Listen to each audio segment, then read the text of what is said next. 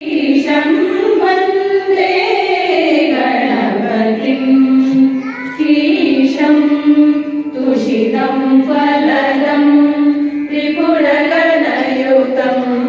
तुषितं फलदं विपुरगणयुतं चन्द्रचापिनं गजमुखं वन्दे गणपतिम् ईशं वन्दे।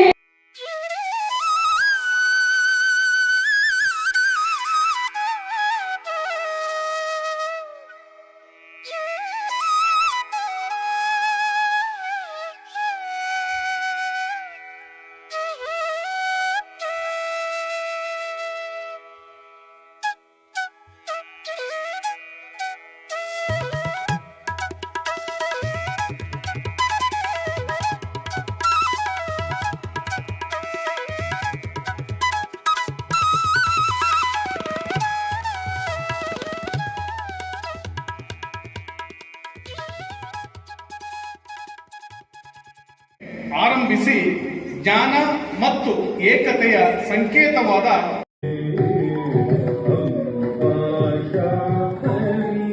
चंद्रमौली अपना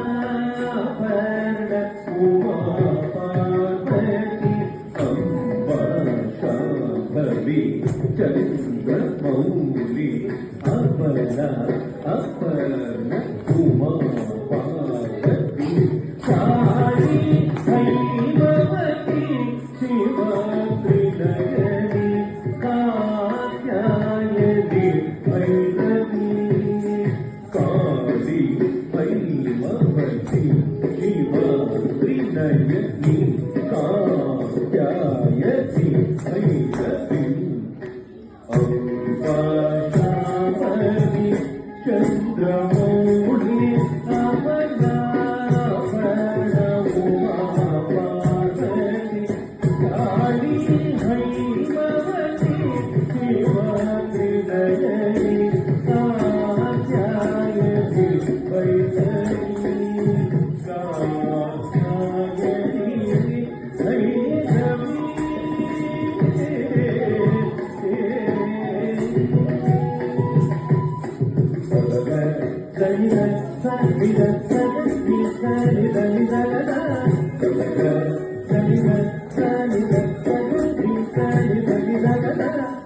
ಗರ್ಭಗುಡಿಗೆ ಒಳಗಡೆಯಿಂದ ಪ್ರದಕ್ಷಿಣೆ ಬರ್ತಾ ಇರುತ್ತೆ. ಆದರೆ ಹೊಯ್ಸಳರ ಕಾಲದಲ್ಲಿ ದೇವಸ್ಥಾನಗಳು ಹೊರಭಾಗದಿಂದ ಪ್ರದಕ್ಷಿಣೆ ಬರ್ತಾ ಇರುತ್ತೆ.